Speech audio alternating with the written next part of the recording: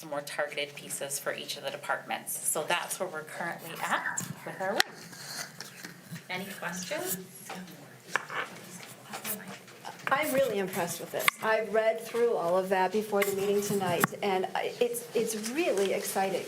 I think it's wonderful. I think my guess is, once we really dig down into this and have some experience, it is not only going to increase our literacy scores with our students, but also maybe their knowledge in those specific content areas. Yeah. Because it feels as if it's really focusing how it is that we are navigating ideas and concepts. Right. So, Yeah, I was wondering, where did we get this strategy? Did we make it up, or did we learn this somewhere as a Which strategy? strategy to embed in the classes, the reading? Is this a well-known So embedding approach? content literacy is a well-known approach, right, to be able to look at that. The strategies that we compiled for like those foundational 9 was a combination of different research-based ones as well. Different programs and things that are out there. Yeah. Yep. But we're really excited to see what the departments will do, because we're helping it'll build teacher autonomy, right? And just their efficacy, right, in themselves, because right now at the secondary level, so often teachers will be like, I am not a reading teacher, but in reality, they are, right? It's just building their confidence in their specific content area, so. And helping them recognize what they're already doing that really is teaching reading, that is just not labeled that way. And so that's really helpful. I just want to give kudos to Max. We have great teachers taking leaps forward in content literacy and learning that. Max is a clear example of that. He collaborates with his teammates. We have 2 assistant principals who are former instructional coaches and do an excellent job with our staff. And then again, I want to thank you and David as well. The WIG concept of us being able to stay hyper-focused on something, not just for 1 year, but a multitude of years, is giving us the time needed to really implement at a better level or a better fidelity than we have in years past. So thank you. Love that. Thank you. well, thank you for your work. Thanks for being here tonight, and I look forward to hearing more about this. I was so intrigued by this, I thought, gosh, I'd like to be over there when you're doing these meetings.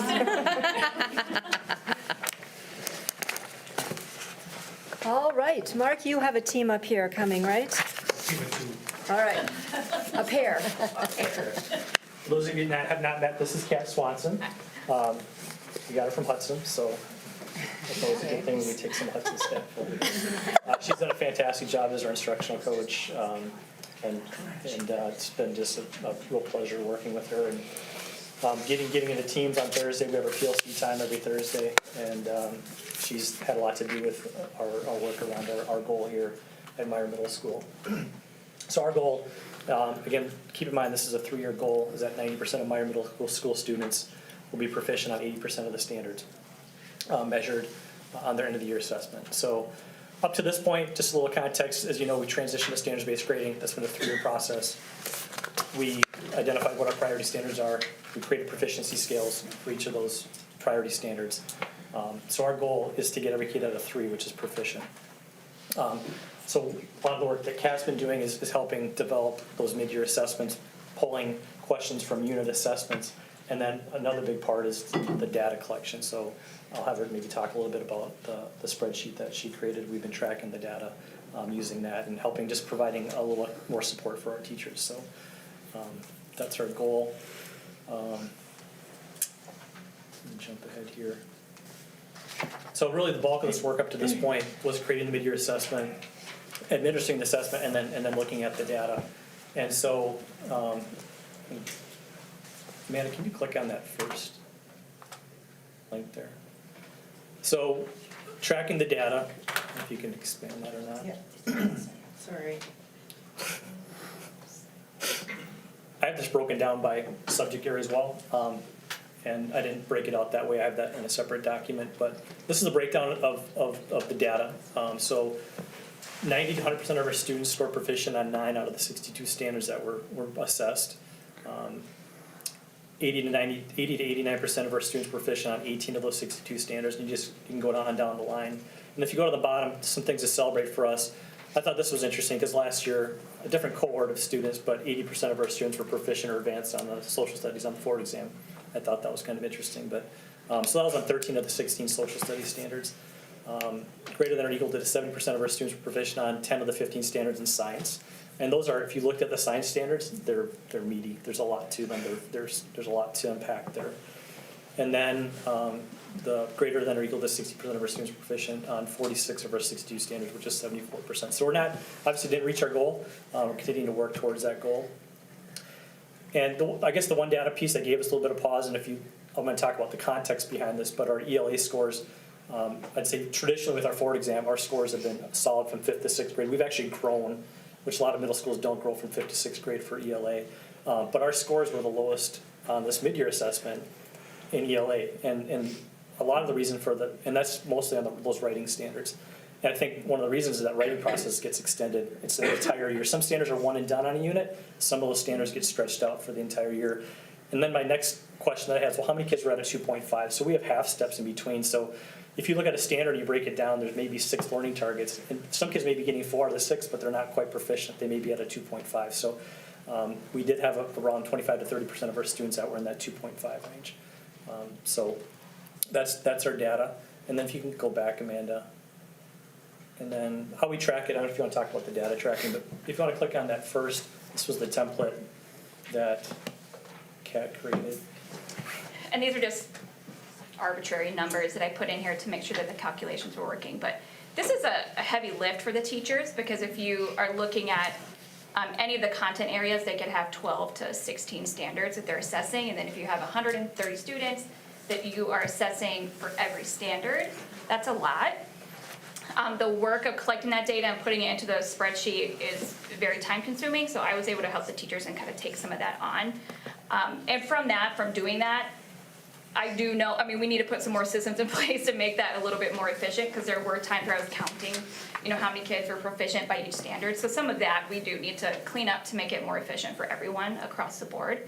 But the way that we have this broken down is you can see the standards that are listed, they have it organized by class, how many students are proficient in each class, and then it does a calculation at the far right to do the how many are proficient. So that's where we are keeping track.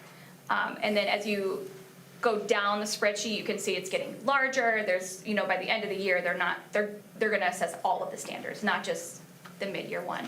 So as we start the process to prepare for the end of the year, our teachers are building those assessments, looking at it, refining those, and then also at the same time responding to the mid-year data, which is a lot happening at once. So they have the mid-year data, but now we had to do data protocols, take looks at it, like what did we do well, what do we need to work on, what standards did we do really well at, which ones did we not, and what does that look like now moving forward. So while they're responding to that data, they're also getting prepared for the next as well.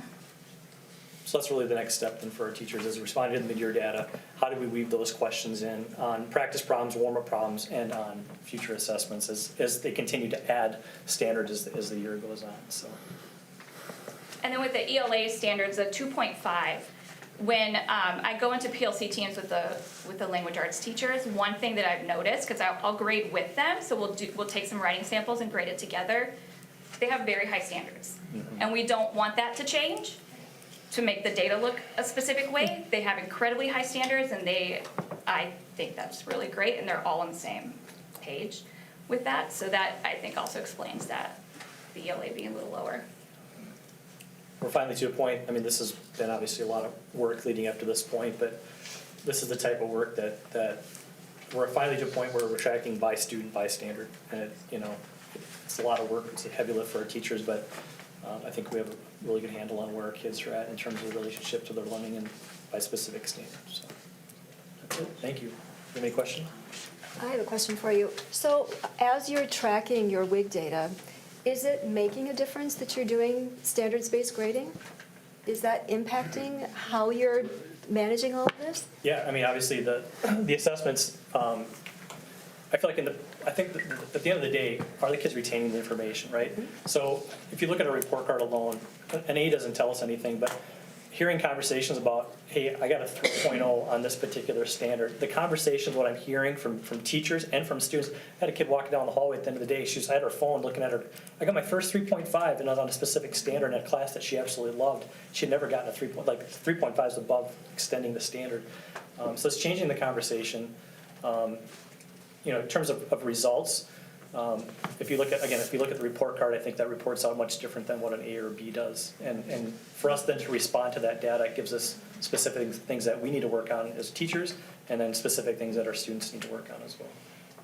And it's rebuilding assessments. So if you're gonna give a science quiz, the kids are not getting 10 out of 12, they could potentially have 3 different scores on one quiz, because there could be 3 standards on that quiz. So the feedback is I'll give you a quick example of a 6th grade science teacher. She showed me pass back, as Kat just mentioned, there was 3 different standards that they measured, and there's 2 to 3 questions for each one. Each one had an individual score. So they're not getting an 80%, they're getting a specific score for specific questions that are aligned to specific standards. So it's pretty dialed in. Thank you. Well, thank you both for your work and for being here tonight. We look forward to hearing more about it. All right, now we are going to move on to a superintendent's report, please, for March. All right. So my report tonight is about student attendance. So the theme here is really zeroing in or focusing on strengthening student attendance. And the first part of this is to identify that it's aligned to our strategic plan. We have goals to hold high expectations for student learning. Obviously, attendance plays a role in that. We also have goals around providing a safe and welcoming and healthy school environment. And obviously, we have attendance issues if we don't have those things in place. So we see it as a really critical foundational element. We just saw 2 important presentations that were academic heavy. And if we have sporadic attendance, or if we have kids who are chronically missing school, it's very hard for them to show growth in the goal areas that our middle and high school tonight and our elementary school in prior months have explained. We think it's important enough to be something that we monitor on a regular basis, and what we really zero it in on is chronically absent students. We see that as a really important trigger point. So people are going to be gone. You get sick, you have a special occasion where you miss something, and that's here and there, that's probably not going to cause a huge issue. But when we become chronically absent, which for us we define as being absent for more than 10% of school days, we see that as a big issue. So in 23-24, we had a little over 8% of our students who were designated as chronically absent, and we have a goal to reduce that. Doesn't mean that we don't focus on the attendance for everyone, but we really see that as the big piece to it. Does the county get involved in that at all? We'll get to that. Okay. Good question. I'll kind of explain when they would become How involved. that, yeah. Yep. So we really see this as kind of a school and family partnership, right? And so on the school end, we do things like, we aspire to do things like creating a safe and engaging learning environment, building trusting relationships with students, because realistically, not every aspect of learning is super flashy and exciting. So that's when you rely on those trusting relationships. So in other words, if we're grinding through a challenging assessment on macro carbohydrates and monomers, which might not be the most engaging piece, we know what's really important is that our students have trusting relationships with the adults in the building. So I think that's a big thing that we focus on the school side of it. We also want to have clear and consistent policies and procedures. I'll touch on that a little bit more specifically later. And we want to have proactive communication with parents, especially if we're seeing concerns. And I'll kind of zero in on some things that we're doing around that. And then I also think simple things like sharing calendars and schedules in advance, getting the school calendar out. And Dr. Sherman's done a really good job this year of getting that information out in public as soon as possible so families can schedule important events or do the best they can to schedule important events. And then when we get to somebody who is chronically absent, then we have intensive supports. We also know there's a family component to this too, so parents and guardians have a huge role in this. So we hope that our families are prioritizing attendance by scheduling events and appointments to the best of their ability outside of the school hours. We know that can't always happen. We know there are things that get in the way of that, but I think that's a big piece. Also then just proactive, on that side, proactive communication with schools prior to, during, and after absences, understanding if there's a long-term health situation that's going on, if there's something that's gonna impact on a periodic basis or a sporadic basis, that we're communicating that so the important and the right people are in the know of that. Reinforcing the importance of attendance, parents' influence is unmatched, right? So if a parent prioritizes that attendance, that becomes something that's important within that family. And I think we can't diminish that, and we can understand that that's part of that partnership. And then just that focus on establishing consistent routines. If it's just the expectation that you come to school, you come to school. It's interesting how that can become such a key thing. So just wanted to talk a little bit about some things that the high school specifically is working on around targeted attendance support. So why the high school? Well, not surprisingly, that's where we see the most chronically absent students. And so we've looked at some important ways that we can do that. And so 3 important members of that team, and I think they would all say that this is a collective effort that involves more than them, are Zach Campbell, who's a student success coach, and then our 2 assistant principals, whose one of their key responsibilities is obviously attendance. And so recently they presented at a statewide conference, and they kind of zeroed in on what are the things that we do around attendance within River Falls High School. And these things permeate to the other buildings as well. A focus on school culture. If you have that culture piece in place, it's much easier to have attendance. If you don't, then we know that there are struggles, right? And so no one is saying up here that we are perfect. We always are working on things, but what we're saying here is that that's a focus for us. We want it to be a place to be. We have a position that's Zach's position around coordination, and that's really looking at those students who are at risk or are already chronically absent, really providing intensive support around how we monitor their absences, how we coach them and families around some of the issues that are sort of the core issues of why students are absent, and then a leadership class to help students kind of organize and create and develop the skills that they need to consistently come to school. In coordination with families, there's home visits. Sometimes that can be a thing that families see as supportive, and when we see that as a supportive thing, then we will work with that. So who would do that? Who would go visit a family? Zach or the assistant principals. And then Allison, you asked about when do the courts get involved. We see that as the last resort, right? That's not something that we're real excited about, is engaging the municipal or county truancy court. But sometimes that's the layer that has to be in place. Aren't we required? We are. To report? Yep. Our goal is to intervene before we have to get to it. So, okay, give me the data, Dave. Well, here's the current data this year. Overall attendance rates, we're at about a little over 95% attendance rate at the district level. Highest at the elementary, but pretty consistent between elementary, middle school, and high school. Talked a little bit about those that have kind of been receiving that targeted support.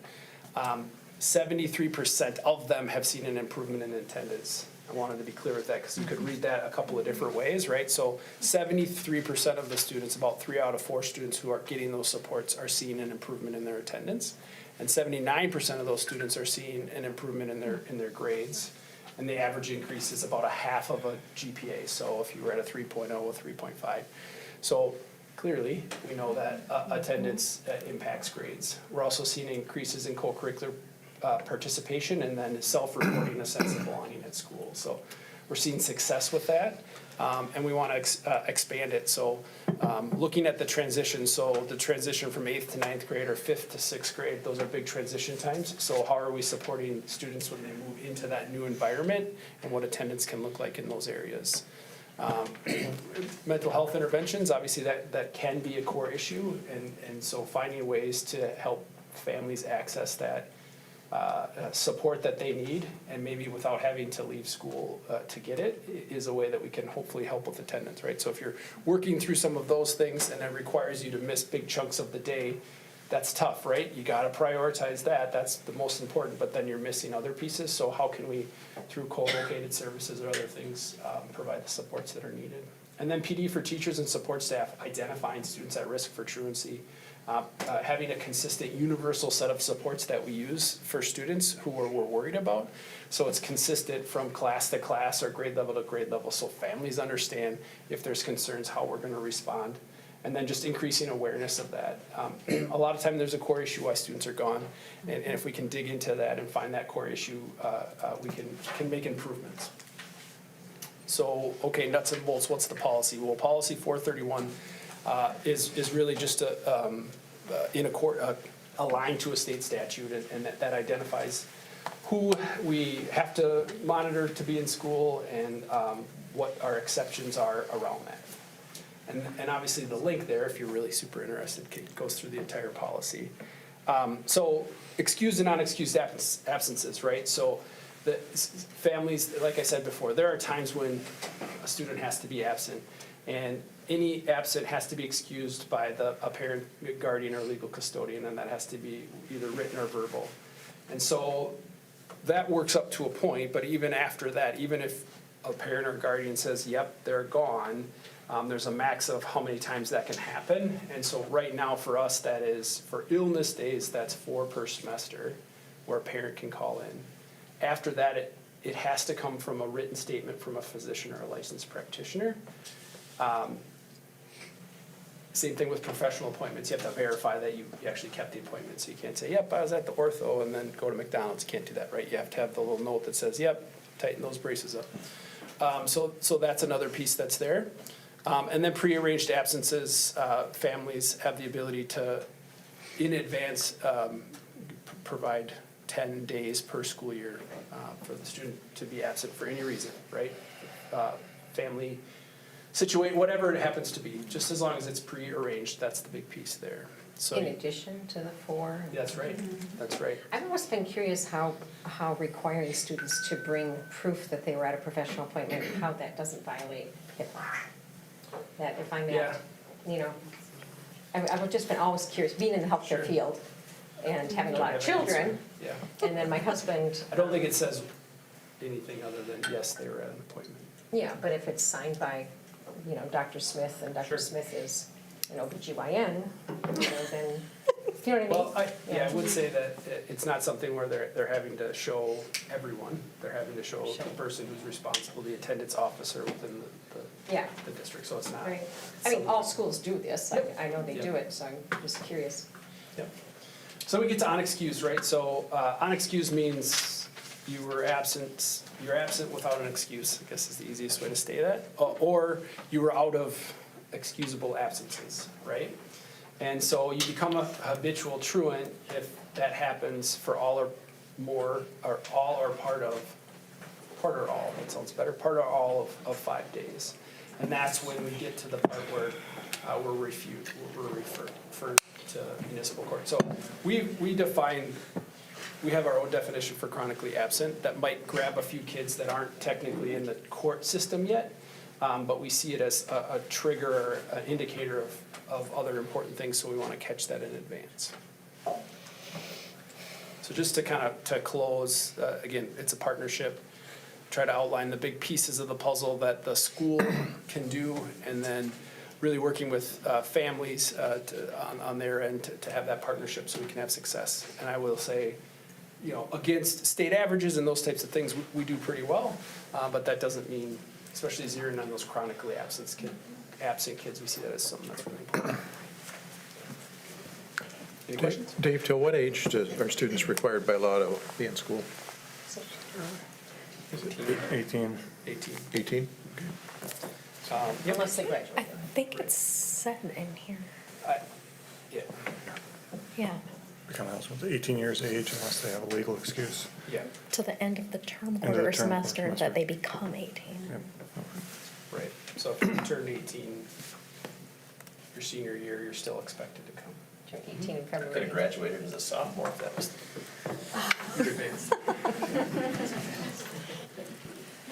All right. Yep. Thank you very much. That's a good comprehensive description of what we're doing. All right, folks, we're going to move on to action items. And this evening, before the school board, we have the minutes of the regular school board meeting on February 17th. We have bills that have been submitted for payment. We also have employment recommendations. So at this moment, is there a motion to approve minutes, bills, and employment as presented? So moved. Is that Lindsay? Yep. Thank you. Is there a second? Seconded. Thank you, Monica. Any questions or comments? All those in favor? Aye. Opposed? The motion is carried. All right, we are going to move on to a report and then some recommended action from the Finance and Facility Committee. Mike? All right. So on March 3rd, the Finance Facility Committee had our meeting. The first item on our agenda was our annual audit review with our auditing firm. A school district's financial year, fiscal year is July 1st to the end of June. And so we were reviewing the audit that was done on July 1st of '23 to June 30th of '24. We hire an outside auditing firm to do that, to make sure we're living within the Wisconsin Uniform Financial Accounting requirements or WUFR rules. We had hired Larson Allen as our auditor, outside auditor, and they had a representative at our meeting. We were provided a copy of the financial statements from, at that meeting of the audit. We reviewed the audit in depth with the auditor. The auditor, as in the summary of the audit, the financial gave us an unmodified opinion, which is the highest level that a school district can have. We passed, I had my note here where he said we had a very clean audit. It was the highest level that a district can have. So, Lynette, do you want to go into some detail?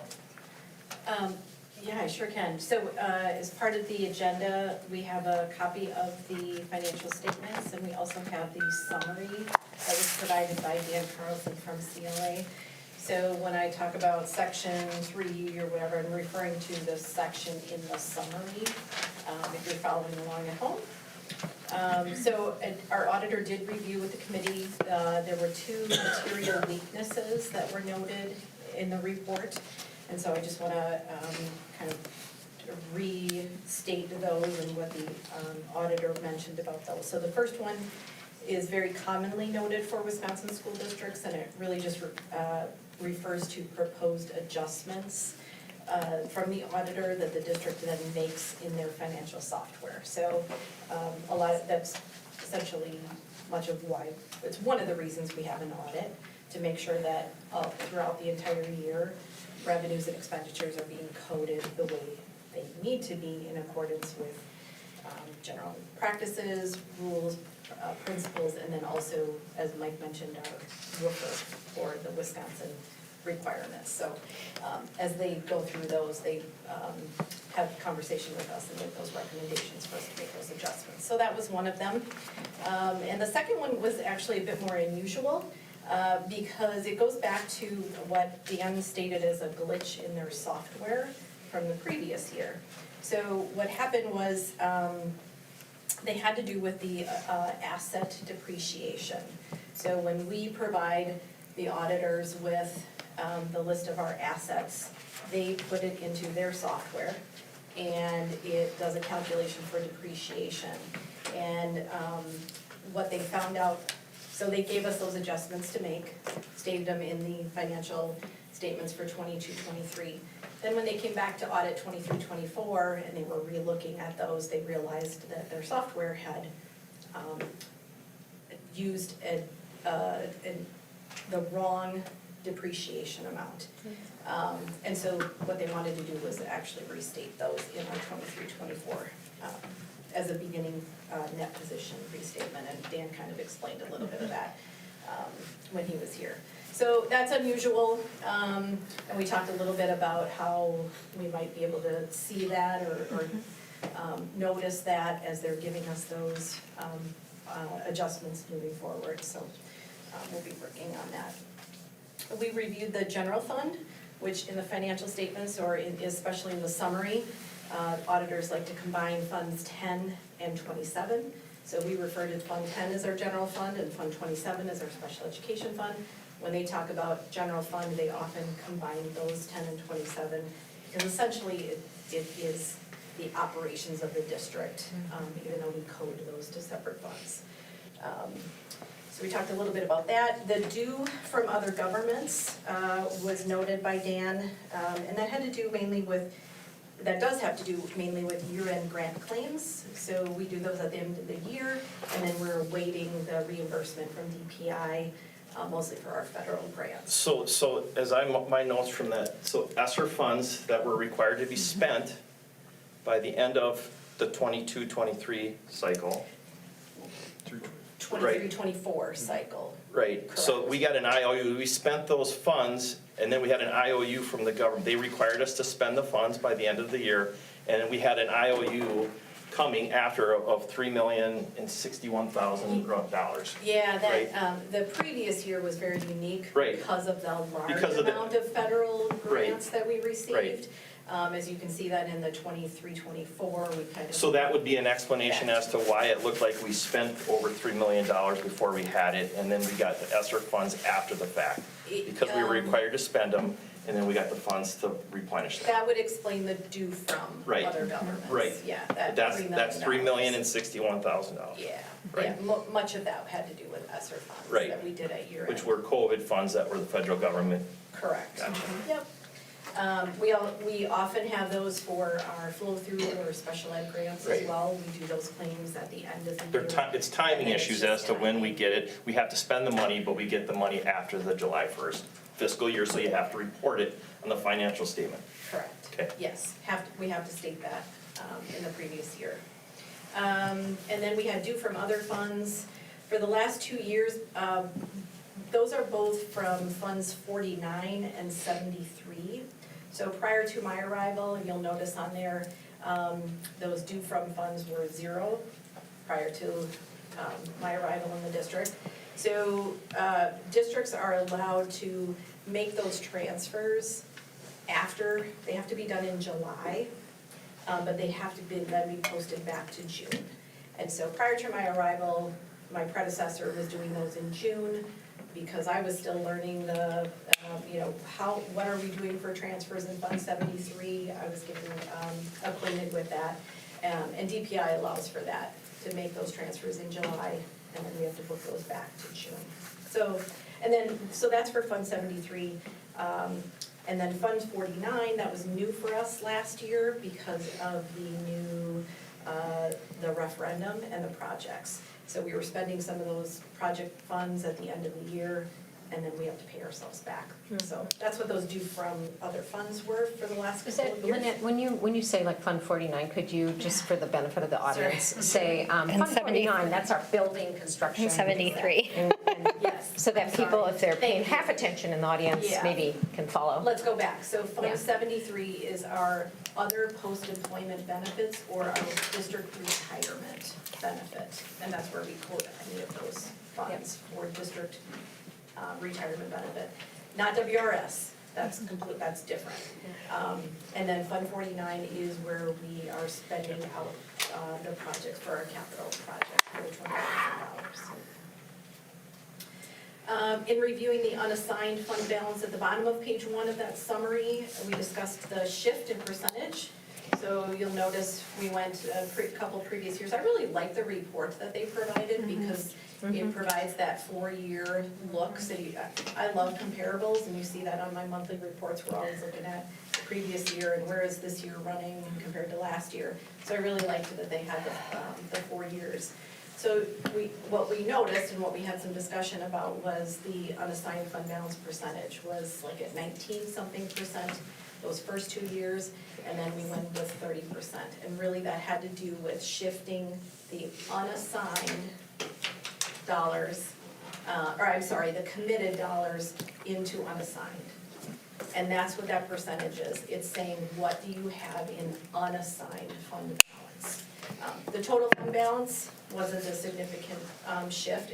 We've seen some increases over the last couple of years, but that really had to do with that. And so then we had some discussion, I would say we're within policy. The policy is 25 to 30%. But we're at, I think it was 30.4%. And so we talked, as a team or as a committee, about that. And then the auditor did mention that the average that they're seeing is about 33% in unassigned fund balance. So, And where again, Lynette, where'd that money come from? pardon? The 19% shifting to 30%? So if you look in 21, 22, I believe it was, on the summary, Yep. you'll see a line item for committed at 3.9 or 3.6 million dollars. 3.9. Okay. 3.9. And so. Oh, committed, I the- see. Yeah, and committed funds can only be committed, according to the district's policy, can only be committed or assigned by board action. They can also only be uncommitted or unassigned by board action. And so we took that action at the end of 2023, at the end of the fiscal year, to move those committed funds back To unassigned. or to unassigned. Gotcha, okay, thank you. On page 2 of the summary, under section 3, we noted that the food service year-end balance is showing a decline for the last couple of years. Districts similarly around the state we had been receiving a larger meal reimbursement rate during the pandemic, and most districts saw an increase in their fund balance, so this is starting to stabilize a little bit more. Under section 4 for debt service, there was a larger fund balance, and that was due to additional levy dollars that is being used to make debt payment actually in this week. We'll be making those debt payments for this year. And then section 5, capital projects, that shows an increase, and that is due to the bond issue or the note issue from last spring. And that's shown, like I said, in Fund 49 then, so that's where we're spending those dollars for those capital projects. In the final section, 7, the long-term obligations, under general obligation debt, we see the addition of the $28 million referendum, and that's under the column for 6/30/24. In the other long-term debt, we see the Renaissance School, and you'll see that in both the 6/30/23 and the 6/30/24. So that's the entry in the financial statements that the auditors make based on the value of the lease on the Renaissance School. It's not something that hits our financial statements it's not something that hits our expenses or our revenues, but it has to be stated on the financial statements as part of the lease and GASB rules. Something else the auditor noted was the WRS pension plan, and that you'll see varies from year to year, and yeah, that's just how that functions. Has nothing to do with how the district is, running any of their books. Let's see. And finally, the district's general obligation debt at the bottom of that page. The limit is actually $359 million, so that is the statutory limit that our district could take out debt for. We are well below that at 20.4% of the limit. As Mike mentioned, financial statements, maybe you didn't say this, I'll state this. Financial statements were submitted to DPI. We also published them on the MSRB, which is the Municipal Securities Rulemaking Board, as part of the continuing disclosure requirements for our bonds. So that is where anybody that has one of our bonds, has bought one of our bonds, they would be able to go out and just make sure that, and see our financial statements. So that's a transparency type of submission. We send a copy to S&P, which is Standard & Poor's. They are our bond rating firm. And then we also have them posted on our finance and business web page. All right, thank you. All right, on the third, our next item was the facilities project update. We've broken ground at both the bus garage and at the high school. We have our contracts in place, and it's full steam ahead with our projects. So exciting stuff happening in the district. We went through a budget update. So we went through a projections for the next fiscal, the next biennium. The state legislature is going to be voting on a new budget, but biennium budget, 25 to 27. So some projections are made, and we make guesses, and it's all kind of a guessing game until we actually get the real numbers. But we're projecting, we have an extra $1 million coming in from our operating referendum, so year 1 was $1 million, year 2 will add an additional $1 million, and then year 3 will be the final year of adding $1 million. So we're projecting our mill rate to stay fairly flat, and we will live within our means as we always have, so. Next on the agenda was a review of different policies. So we reviewed our purchasing policy. So we made very few changes to that, just kind of cleaning up some of the language. We did increase the amount for approvals that are required for expenditures. We increased that at a couple different levels, kind of keeping with the times. And increasing those, and just kind of cleaned up wills, shalls became wills, and just kind of some English stuff that we fixed, so. Mike, let's approve that one, and then we'll do 2 through Right. 4 in one motion. So do you want to make that motion? I will, I'll make a motion to approve the first reading of revised school board policy 672 purchasing. Thank you. Is there a second? Second. Thank you both. We had extensive conversation about this at the committee meeting, but would there be any other questions or comments? All those in favor? Aye. Opposed? The motion is carried. Next, we reviewed policy 823, access to public records. The only changes were we changed shalls to wills, so that was all that we had on that. So I would make a motion to approve the first reading of revised school board policy 823, access You to could take public 3 and 4. You could, those are all similar, Okay, so why don't we right. why don't you make a motion that includes all of those? All right, so I will make a motion to approve the policy and the rule and the Exhibit. exhibit, Perfect. policy 823. Is there a second, please? Second. Thank you, Monica. Questions or comments on this? These changes were really very minor, very modest. The Oh, only substantial yep. changes to note it is that we align the price per page a little bit more with what the costs are. The price So per it page for actually went- copying, Yep. if somebody requests a Yep. record. And it actually went down. There aren't very many things that go down in terms of cost, is it? All right, so, anything? Any questions or comments? All those in favor? Aye. Opposed? The motion is carried. Ellen, I'll turn to you for educational program. Thank you, Stacy. The Education Program Committee met on March 10th. Committee members, me, Lindsay, Curtis, and Monica Levold, although almost all of us were present at that meeting to take part in discussion. We dealt with several things. It was not a packed agenda, but there were some significant things we dealt with. One of the first things, I'm looking at this in terms of the order, was the CISA 11 shared contract. CISA 11 is our consortial organization of schools in this area that provides services for us, that saves all the schools in this part of the state a significant amount of money. We contract with them for services, so we don't always have to hire individual staff members. This was an update and revision of that contract and what we're contracting for the coming year. We had good conversation about that at the meeting. And I would move that we approve that contract. I'll second. Thank you. Just a minute. Yes. Any questions or comments on that? Or just slight adjustments from last year in keeping with the district's needs? All those in favor? Aye. Opposed? The motion is carried. And then we reviewed and talked about the application for sanction of school-sponsored trips. This is the application that staff have to complete when they're going to do some field trip. And it was updating it and making it a little more streamlined, what has to come in front of the board and not come in front of the board. This is policy 352. And I will move the adoption of that as well. Thank you. Is there a second? Second. Thank you, Allison. Was there any further question about that? We had a good conversation about that. Any Okay. questions or comments? All those in favor? Aye. Aye.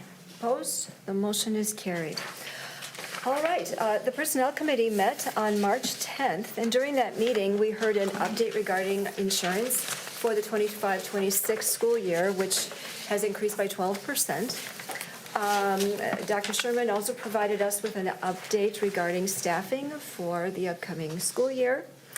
We received a report on the district's recruitment plans that included some promotional videos created by some of our River Falls alumni students, which was pretty fun. If you haven't seen them, make sure you check them out. They're nice, and share them. The committee then went into closed session in order to discuss preliminary notices of non-renewal for certified staff, as well as to consider a request for an alternative certification process. And while the board didn't take any action during the open meeting portion of that meeting, so we don't have any now, but we will take some action in our closed session this evening. Do you have anything you want to add? Just wanted to give a very quick update on the staffing report. So at the time of the personnel meeting, we had 11 positions posted. We now have 15. Okay. At the time of the personnel report, of the 11 we had posted, we had only 20 applicants. We're up to 77. So Oh, wonderful. Things are moving quickly, which we're really excited about. I think Must have been a video. the recruitment video for sure. But also possibly just the timing of it. We were early, we wanted to be early. So some people maybe weren't even looking when we first got things posted, but they're coming in quickly now. And the best part about it is that we're starting our interviews this week, more interviews the week after. We'll have people hired before we get through the bulk of April. So that's really good terrific. on us that we're getting our first kick for the staff. Amazing. Anything else you want to? Good. Well, I know that this is getting into a busy time for you and your folks, so. All right, Lynette, could you talk us through item E, please, regarding audit services? I will. So similar to other professional services that the district has, we issued an RFP or request for proposals for our auditing services. It's good practice to ensure that we're getting the best value and still working with partners that are meeting and or exceeding our goals and our expectations. So we are recommending a partnership with Baker Tilly for audit services. So that would be a shift from our previous audit firm. And this would be beginning with auditing the 24-25 fiscal year, so the fiscal year that we are still in now. They would do our financial audit, and then if the district were to be selected for a membership audit, which is a pupil count audit, it's not done every year, they would also perform that as well for us. They've had great references with 2 local school districts.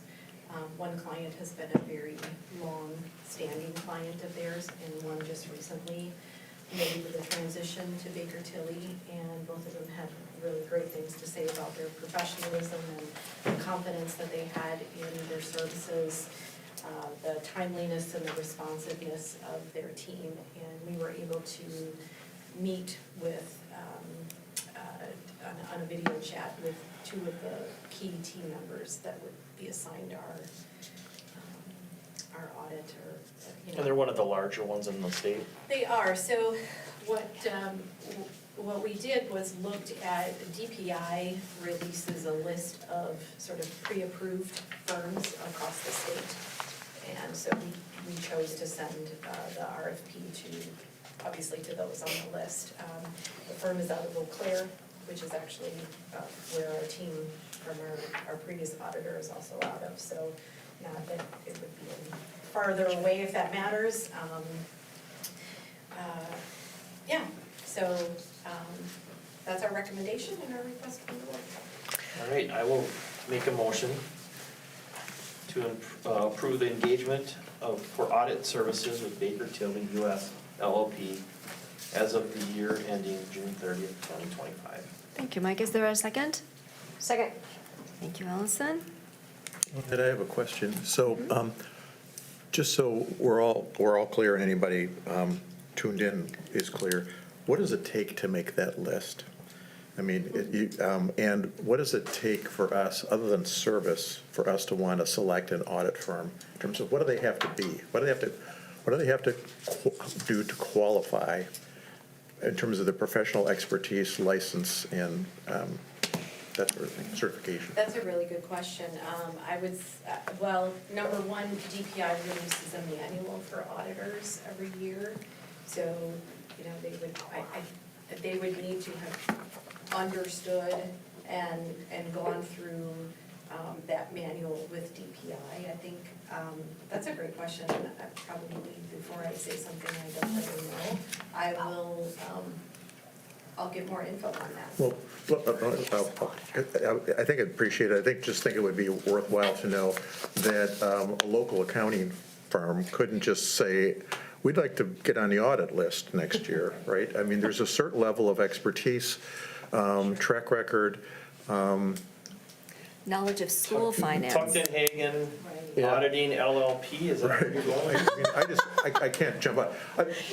Point being in this, they would screen, and we would certainly screen for the fact that it's not that you're going to be nice and send us the reports on time. You actually know what it is you're talking about, and legally, you're going to stand behind us and have the expertise and legal background and those kinds of things that allow you to be a school auditor, right? Correct. Okay. Which gives us the confidence to put, as a school board, to put our trust in those experts who really understand the intricacies of the law Right. and accounting practices. Yeah, and I think it's super helpful that DPI has that list for districts to go to, because somebody could just, cold call you, walk in front of, district office and say, hey, I'm an auditor looking for some business. And without knowing that, there's a check from DPI first for them to, be qualified to do that. To even be considered. Yes, yep. And how long have we had our current auditor? Well, at least be prior to the 17-18 school year. There was a time when we did an RFP Yep. since 17-18. Oh. They just elected, at that time, that board elected to stay with, the recommendation was to stay with them. But I think a consistent process for all of our purchase services is to run Oh, these absolutely. requests for And proposals. it's good to change auditors every now and then because they kind of get in a groove of things. It's good to have fresh eyes. Right. So it's a good Yeah, thing. I mean, I think that's the other relationship too, is there's accountability component for a school district towards the auditor. And while we want to have a professional relationship, it isn't a very, that's where the relationship is. They have expectations of us through the audit process that we have to follow through on. We have expectations of them that they have to follow through on. Yep. And in the end, that's a critical way that we're accountable to the board and then ultimately to the public, as well as to the Department of Instruction. A portion of our funds are federally funded, so there's a lot of layers to and obligations because we receive federal funds. The audit is a way that we make sure that we're following all those processes too. It's really complicated and we need an expert. Anything else on this? Thank you, Lynette, for guiding that process in terms of doing the vetting for us and helping us with this recommendation. All those in favor? Aye. Opposed? The motion is carried. The board has recently considered the issue of the name, image, and likeness as it relates to high school athletes. And at that time, the board directed David and me to put this issue on the agenda so that the board would then empower David Crail to vote in the district's best interest when this comes before the WIAA. So it's coming to the board at the board's request. Stacy, I would Yes. make a motion to Thank authorize you. Activities Director David Crail to act on behalf of the school district of River Falls when considering the WIAA proposal for name, image, and likeness. Thank you, Mike. Is there a second? Second. Thank you, Lindsay. Any questions or comments? No, I would just say, again, to clarify for people who might be watching this on TV, we're talking about students, name, image, and likeness for student athletes. Students, exactly. Students in Yep. general and how the name, likeness, and image may be used in the public. For student athletes, yep, student athletes. exactly. Anything else? All those in favor? Aye. Opposed? The motion is carried. All right, we do have some second readings tonight, and that means we have already gone through these committee, or these issues at the committee level. And the first And Yeah, exactly. We've already gone through these at the committee level. We've had a first reading with the school board, and now we are going to look at them for a second reading. There have been no changes made between the first board approval and now when it's coming before the board for a second approval.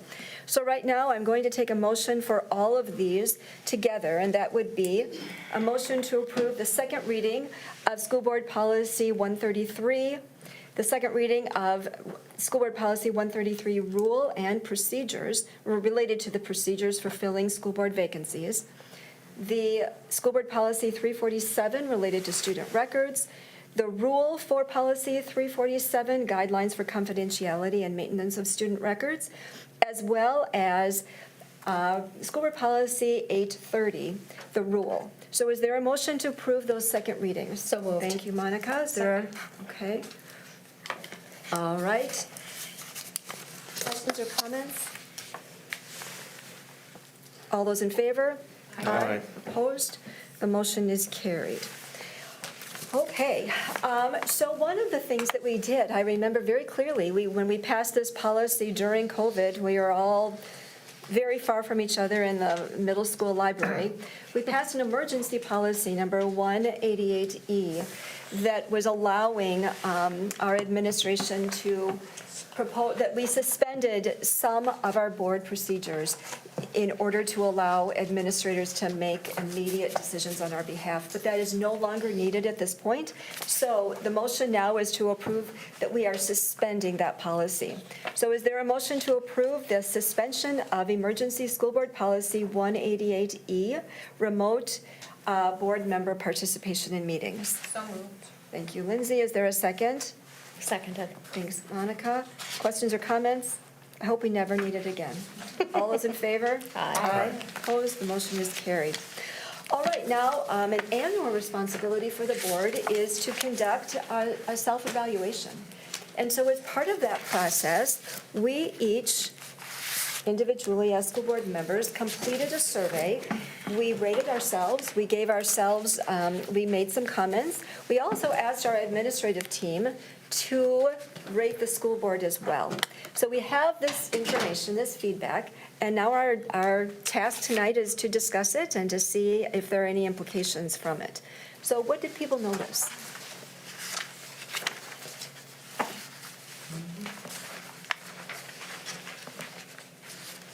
Anything in particular? Not red and blue. A lot of red and blue. And, I think I'll pick up on that, Mike, because when red and blue means that we had the majority of our, well, I think all of ours, were either in the blue, which means fully achieved, or the red, which is mostly achieved. And, being a bit competitive myself, I was thinking, I really want to see all of these blue and what is going on. So David and I explored this, and one of the things that we thought about is, actually, when we were looking at these issues are not things that can ever be fully achieved. They are always, by nature, going to be in process. And so I think when we look at it from that standpoint, I'm really proud of the fact that we have so many that are red and blue. So that's one of the observations that I noticed. I also noticed we have a really strong culture. It's one of our strengths. We see it in ourselves, and our administrative team sees it in us as well. So I'm proud of that. I think one of the comments that came out of that section, if I'm remembering, was a recognition of the culture that is shared between administrators and the school board. And so I just want to take a minute to recognize the outstanding administrative team that we get to work with and rely on, because you are exceptional at your job and are highly collaborative and transparent. It allows us to work closely with you and uphold a strong culture on the school board. So I just want to point that out. Very good We're very point. fortunate. I noticed consistency here. I think consistency is another. We tend to, I think as a board, we see what we're doing in a very similar way, and that allows us to have more trust and more confidence and comfort level in how we talk and make decisions here. And it seems like maybe we always speak a little too much with one voice, but it's the fact that in our conversations and our discussions here, there's enough trust to where we can have frank conversations before we actually have to insert conflict or those kinds of things. We sort of work through things. And that trust in the administrative team and back and forth, as you mentioned, Lindsay, that trust in the culture of the board allows us to avoid the drama and those kinds of things that often take over boards and keep us from getting this stuff done. So I think there's a lack of overreaction here. There's a lack of, there's a consistency of trust. And we're willing to wait, listen, and hear, and trust that we're going to get the right information. And if we're uncomfortable with what we're getting, to press again. So I think all of us are comfortable picking up the phone and talking to Dave. I think we're all comfortable picking up the phone and talking to any of the rest of the administrators here.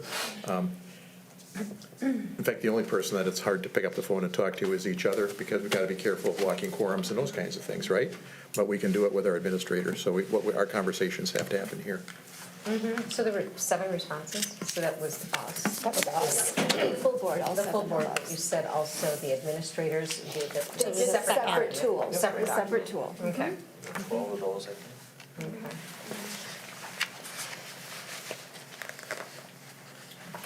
What else did people notice? We have that, in here? Yeah, Yeah, just send them. sent separately? Not in the, It's not in the agenda. it's not in the agenda. Sent separately. It was- Okay. Couple of different times. Right, yeah, I've seen it, but it's not here, Yeah, okay, it's not. thank you. It was nice to read the positive comments from administrators too. Just a couple of maybe process comments, because this is the first time that we've done it this way, at least since I've been on the board. We've done a couple of different surveys, but 2 things I really liked about the way we did our assessment this year. I like the Google form that we were required to put comments in. I think it encouraged deeper level of thought and consideration and collectedness. It was also a benefit for me to be able to read through fellow board member comments, so I was a huge fan of that. And I also really like reaching out to the administrative team to get feedback. And as we can see in our responses, we have a very high-functioning team between the board and administration. But moving forward, we don't know what future boards are going to look like and how they're going to function. So I like the idea of just having the expectation that we're going to ask administrators to provide us feedback every year, so that we can constantly be looking to improve and have that collaborative partnership. I think to add to your comment about the format, I think that these questions did a good job of matching the work that we do. It's interesting to look at the board's perception of itself and the administrative team's perception of the board, and where are their differences. I mean, a lot of them align pretty closely. A lot of them align. Well, and A the lot of them questions are the aren't same. exactly Yeah. the same questions. Oh, yeah, they won't be exactly the same. But it's just interesting because, and like you said, Stacy, there's, some of these are never-ending journeys. I think all of them You almost. know, you can always have better relationships with your legislators, things like that. We can always continue to increase our communication with the community. Never an end to the number of ways that we could do that. One of the challenges is because we've got there's a lot of people in this district and they have lots of different points of view. And actually, here on the board, we have that too, but we have an ability to work together and talk together where sometimes it's not as obvious that we're not all the same. But because of that, I think that then creates an environment where administrators can talk to us because we're a reflection of the community. We have to stand for election. We have to be responsive to the community. When we're asking our questions of Lynette and those kinds of things, it's the taxpayers' money, and we're their stewards. More importantly, we're also the stewards of the kids of the district and those kinds of things. So we have to reflect that to the administrators. If we don't have a good relationship with the administrative team, then they have it's more of a challenge for them to have a pulse on the community, because that's our job, is to be a reflection of the community. Right? All right, we need to take action. No, this is just a conversation. Anything else that we want to add? All right, then we are going to move on to the next item, which is, are there any proposed or suggested items for future agendas? I think it would be, No, go ahead. Go ahead. it would probably come up in a committee, but I think, given some of the things that have occurred at the middle school and the high school recently around bullying of students, that it would be interesting for probably following ed program committee to review our policies around bullying and response to bullying. And maybe we can ask administrators also to give us a broad perspective of Yeah. what they're seeing in terms of this issue with Yeah, them. I'm curious what our policies are, how we respond, and how do we engage when there are issues. I don't know exactly what we're doing. My kids have been out of school for a while. How we're handling those kinds of things. For example, do we engage in restorative justice practices to make things right between children, families, schools?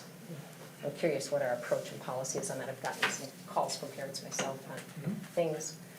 It might be good to have that discussion to ensure that we are doing our best.